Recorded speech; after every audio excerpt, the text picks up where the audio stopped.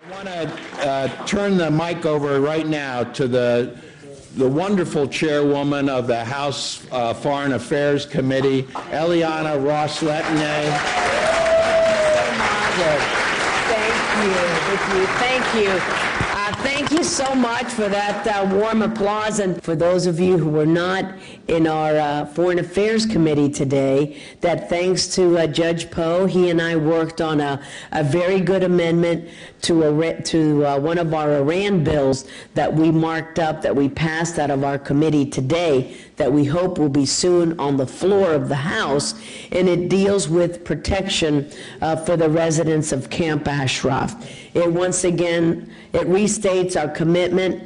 You know that we've signed accords, we've signed agreements to protect the residents of Camp Ashraf. I'm very worried about another possible military action by the Iraqi security forces against this peaceful, nonviolent group of individuals who seek a better future of freedom and democracy and human rights for their families and for all of the families who are residents there. So we were able to pass that amendment. There was no objection to it, and it reaffirms the U.S. commitment to ensuring that we will work with the Iraqi government to make sure that they live up to those expectations, to those agreements, to those contracts. They signed this. They said, we pledge that we will make sure that the safety and the security of the residents of Camp Ashraf will forever be enshrined as part of our security forces. Yet what we have seen is the opposite of that. We have seen the military trucks rounding around Camp Ashraf, the music blaring, people not being allowed medical access, the slaughter of individuals not too long ago. And once again, Camp Ashraf is under siege because the Iraqi security forces believe that they can act with impunity because no one is there to hold them accountable. Well, I assure you, you have many members of Congress who understand you. I applaud you for your vigilance, for your way to encapsulate America's democracy, because you come up here every day in the halls of Congress and you're focused like a laser on this issue. And I want to congratulate you for everything that you've done, for helping to bring attention to this plight so that every member of Congress understands what the Camp Ashraf residents are undergoing. It is, they're subject to torture in many ways, psychological torture, where you have those statements being beamed to them all the time, and there's no peace and quiet. It is 24 hours where they're subjected to these propaganda messages and other hateful acts upon the residents of Camp Ashraf. So I thank you for really using the best of our democratic form of government, which is talking to the members of Congress, lobbying them, doing it at a grassroots level, and your work, your diligent hard work has had an impact. We have seen legislation being adopted as recently, as I said, as this morning with the amendment that Judge Poe and I worked on. So you are to be congratulated for making sure that members of Congress understand the plight of Camp Ashraf, and we will work very diligently with you and pressuring our State Department to do everything that they can to ensure that the Iraqi government lives up to its commitments, to its signed pledge to protect the residents of Camp Ashraf without exception. Muchísimas gracias. Thank you so very much.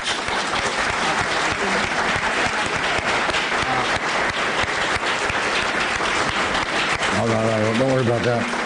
Listen, I have to tell you, nobody has to thank me or applaud me for doing the right thing, because that's what we're, in our lives, God has given us an opportunity to be on this planet and given us the choice of doing good things or bad things. I assume all of us in this room are committed to doing good things when we can. And I'm just very pleased that God has permitted me to be in a spot to help out on situations like we face with Camp Ashraf.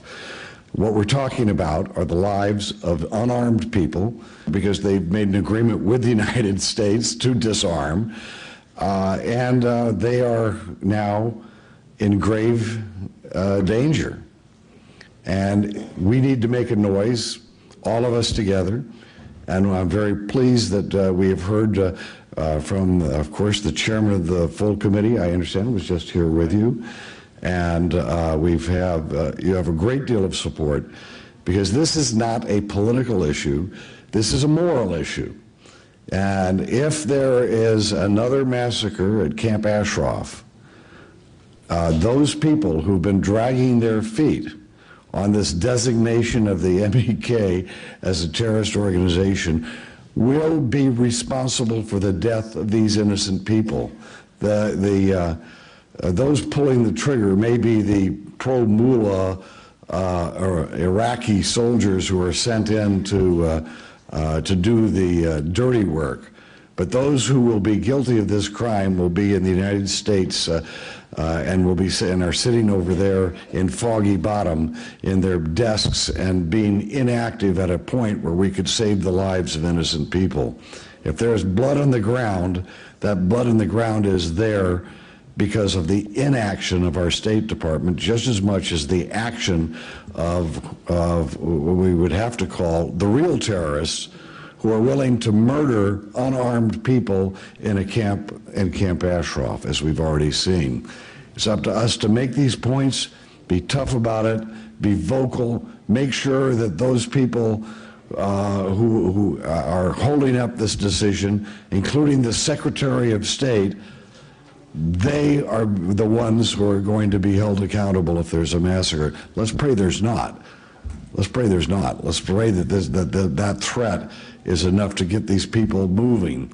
But we need to make sure that, number one, we quit begging and kowtowing to the Mullah regime in Iran, because if we trace back the inactivity and inaction of our government right now, there is no doubt in my mind that the reason why there's inaction when we are making this demand is because there has been some type of deal in which we have begged and pleaded with the Mullah dictators in Iran, and this is part of the deal. And if we have made a deal with the devil, whoever made that deal is the one going to hell, and I'm not going to abide by that.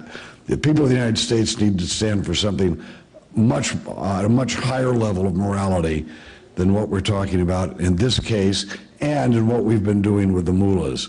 So it's up to all of us now to make sure our country does the right thing. I'm with you.